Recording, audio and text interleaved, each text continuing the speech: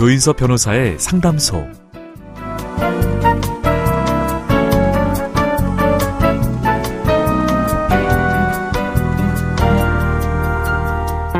사람의 몸은 피곤하고 힘들수록 움츠려든다고 합니다. 혹시 거울에 비친 내 등이 유독 굽어 보인다면 지금 바로 이렇게 한번 해보시면 어떨까요? 배에 힘을 딱 주고 기지개를 켜듯이 두 팔을 높이 올려보는 거예요. 오늘도 당신의 편이 되겠습니다. 속 시원하고 정확한 자문으로 법률 문제를 풀어드리는 조인섭 변호사의 상담소, 지금 바로 문을 열겠습니다. 저는 조인섭입니다.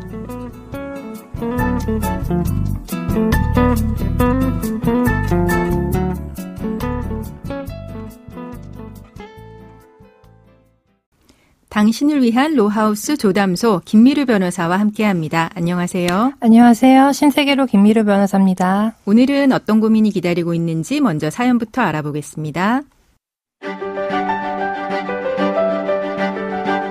제가 중학생 때 부모님이 이혼하셨습니다. 저는 어머니와 함께 살면서 아버지와 꾸준히 만나왔습니다. 공무원인 아버지는 많이 바쁘셨지만 저의 대학 졸업식까지 오실 정도로 딸을 많이 아끼셨습니다. 얼마 전 그런 아버지가 지병으로 돌아가셨습니다. 그런데 장례식장에서 한 아주머니가 저에게 황당한 이야기를 꺼내셨습니다. 저희 아버지와 혼인신고는 안 했지만 10년 동안 부부처럼 함께 살았다는 겁니다. 아버지가 암 말기 진단을 받고 병원에 입원하셨을 때도 그 아주머니가 간병을 했고 보호자란에 본인을 배우자로 기재했다고 합니다. 더 기가 막히는 건 그 다음에 이어지는 말이었습니다. 아주머니는 아버지의 사실혼 배우자이기 때문에 아버지의 유족연금을 본인이 받아야 한다는 거였습니다. 아버지는 생전에 저한테 재혼에 대해서 말씀하신 적이 없으셨습니다. 그래서 저는 곧바로 친척들에게 이 아주머니를 아는지 물었습니다. 모두 처음 봤다고 했고 심지어 아버지와 함께 살아온 저희 할머니는 아주머니를 간병인으로만 알고 계셨습니다. 저 역시 아주머니를 믿을 수 없었기에 유족연금 이야기는 정중히 거절했습니다. 그런데 얼마 후 그 아주머니가 검사를 상대로 사실혼 관계 존재 확인의 소를 제기했습니다. 지금 너무나도 황망합니다. 저는 어떻게 하면 좋을까요? 아버지가 유일하게 제게 남기신 유족연금을 지킬 수 있는 방법이 있을까요?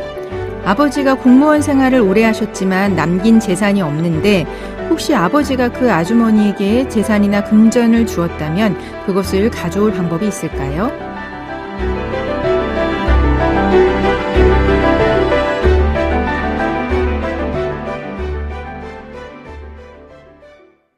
네, 사연자분이 많이 당황스러우실 것 같습니다. 아버지의 장례식장에서 아버지의 재혼 상대라면서 나타난 이 여성분이 검사를 상대로 사실혼 관계 존재 확인의 소를 제기했다고 했는데요. 이거 좀 설명을 해주셔야 될 것 같아요.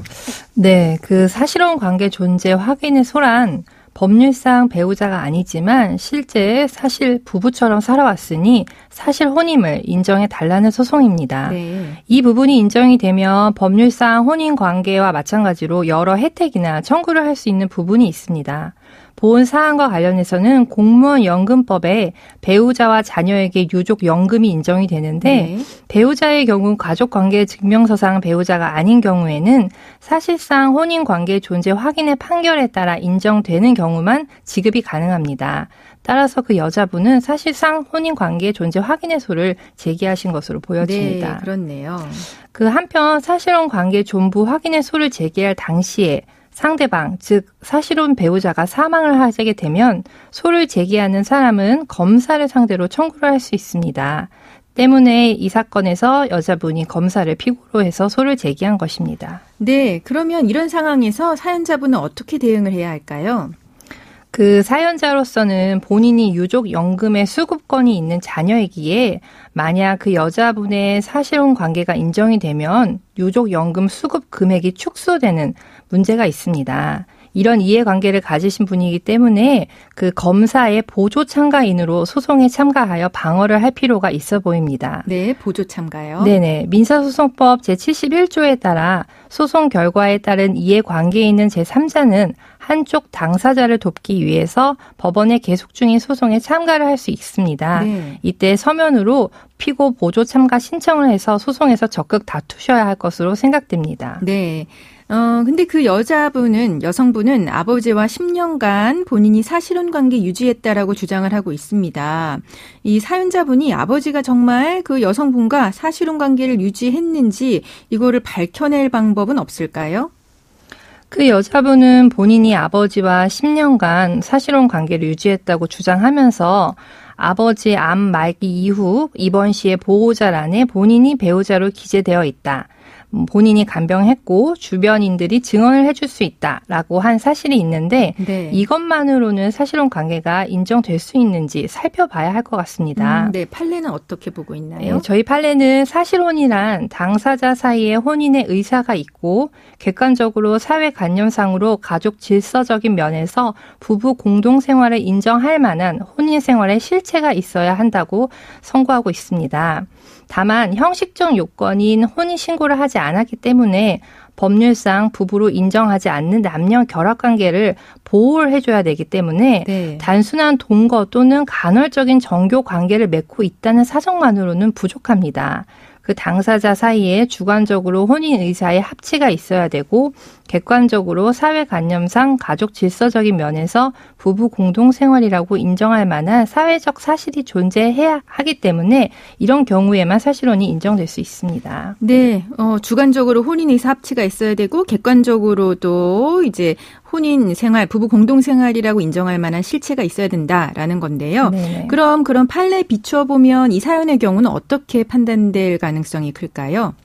그 사연을 보면 이 여자분은 아버지와 결혼식을 올리거나 최소한 양가 친지나 가까운 지인들을 초대해서 예식을 올린 적이 없어 보입니다. 그렇죠. 그리고 아버지 모친분인 할머니와 아버지 형제분들 모두 여자분을 아버지 사망 당일 병원에서만 보았다고 말씀하고 계십니다. 네. 또 할머니께서 그 여자분을 망인의 간병인으로 알고 계신 것으로 보아 아버지의 대소사에 이 배우자로서 그 여자분이 참석한 적이 없어 보입니다. 네. 그리고 할머니분이 아버지랑 계속 같이 살았다고 하고 계시니까 그 여자분과 아버지 간에 그 주민등록상 주소지도 같이 되어 있다고 보여지지가 않습니다. 네, 그렇네요. 네, 그래서 그래서 판례에 따라서 주관적으로도 객관적으로도 부부 공동생활이라고 인정되기는 어려워 보입니다.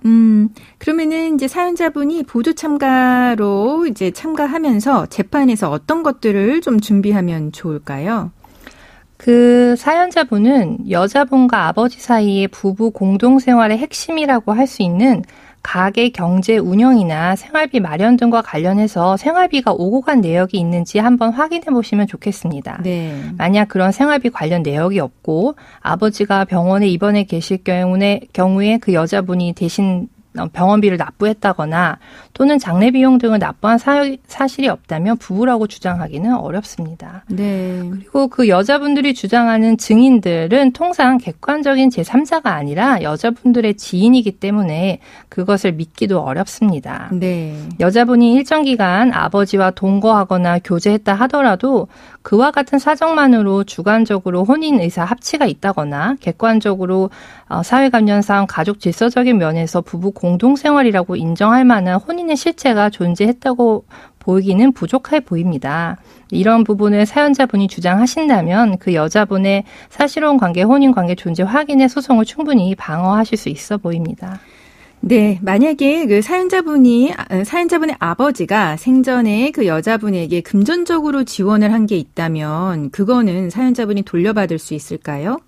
사망한 아버지가 생전에 그 여자분에게 일부 금전적인 지원을 하거나 선물을 했다 하더라도 이는 아버지 의사에 따른 증여이기에 이 부분을 되돌려 받기는 어렵습니다. 네. 근데 다만 상당히 큰 금원의 증여나 부동산 증여가 있는 경우에 부친이 사망하신 후에 남은 상속 재산이 유류분 부족을 가져온다면 그 여자분에게 아버지가 증여한 부분이 사망 1년 이내라면 그 증여 범위 내에서 유류분 반환을 청구하실 수 있다고 생각됩니다. 네, 그럼 지금까지 상담 내용을 정리해 보겠습니다. 아버지의 장례식장에서 나타난 여성분이 본인이 아버지와 사실혼 관계라고 주장하면서 사연자분에게 유족연금을 나누자고 했고, 사연자분이 이를 거절하자 검사를 상대로 사실혼 관계 존재 확인의 소를 제기했다는 내용이었는데요. 공무원 연금법에 따라서 배우자의 유족연금은 사실혼 관계가 판결로 확인된 경우에만 지급됩니다. 따라서 사연자분은 보조 참가인으로 소송에 참여해서 방어할 필요가 있고요. 판례에 따르면 사실혼은 당사자 사이에 혼인 의사가 있고 또 사회적으로도 부부 공동생활에 실체가 있어야 인정됩니다. 그래서 사연자분은 아버지의 가족들과 그 여자분의 관계, 주소지 상황, 가게 경제 운영 이런 여러 가지를 살펴보셔서 주장을 해보시면 좋을 것 같다고 해주셨고요. 아버지가 생전에 그 여성분에게 금전이나 선물을 준 거는 다시 되돌려 받을 수는 없지만 큰 금액의 증여나 부동산 증여 같은 경우에는 유류분 부족이 있는지를 따져봐서 유류분 반환 청구를 할 수는 있다라고 이야기해 주셨습니다. 지금까지 김미루 변호사와 함께했습니다. 감사합니다.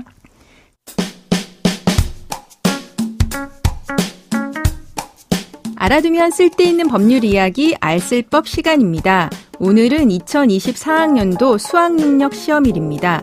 수능날이 되면 안전한 수능을 치르기 위해서 학생과 학부모뿐만 아니라 전 국민이 신경을 씁니다. 직장인 출근 시간을 비롯해서 증권과 은행 개장 시간이 1시간씩 늦춰지고요. 경찰과 행정기관의 수송 차량을 수험생 경로에 배치하고 시험장 주변은 차량을 통제합니다. 심지어 군사훈련과 비행기 이륙과 착륙도 멈추죠. 그런데 이건 모든 국가시험에 해당되는 걸까요? 아니면 수학능력 시험에만 한정된 걸까요? 자세히 알아볼까요?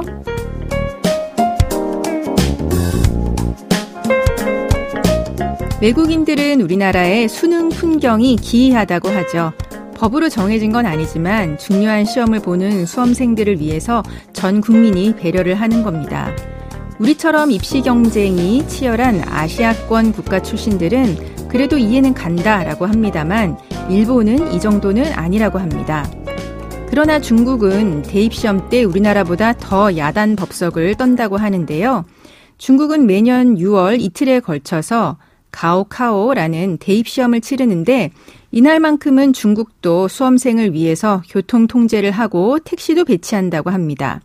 그리고 심지어 혹시나 학생들이 아플까봐 의사와 간호사도 각 고사장마다 배치된다고 합니다. 수능을 두고 인생 처음으로 넘는 거대한 산이라고 표현하죠. 수험생과 수험생 가족 여러분들 그동안 수고 많으셨습니다. 노력한 만큼, 아니 노력한 것보다 더 좋은 결과를 얻으시길 바랍니다. 조인섭 변호사의 상담소, 조담소는 언제나 당신과 함께합니다. 끝곡으로 플레이어의 베이비 컴백 들려드리면서 저는 이만 인사드립니다. 지금까지 로이어 조인섭이었습니다.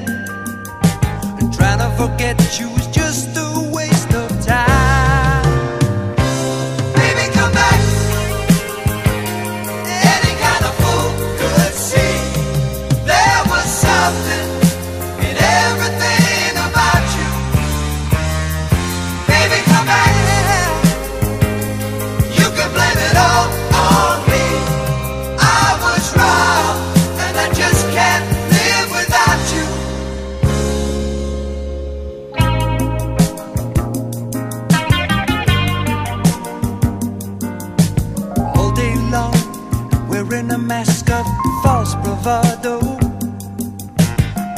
trying to keep up a smile that hides a tear. But as the sun goes down, you get that empty feeling again. How I wish to God that you were here. Baby, come back. Oh, baby. Any kind of fool could see there was something in everything about you. Baby, come back. You can blame it all on me. I was wrong, and I just can't live without you.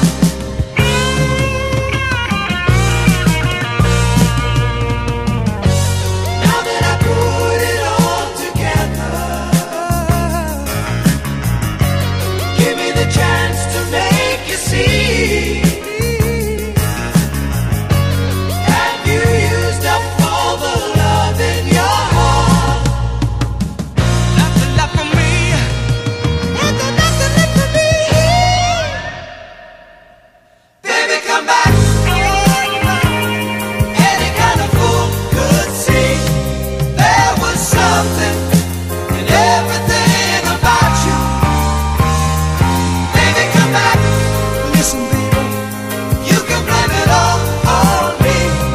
I was wrong, and I just can't live without you. I was wrong, and I just can't live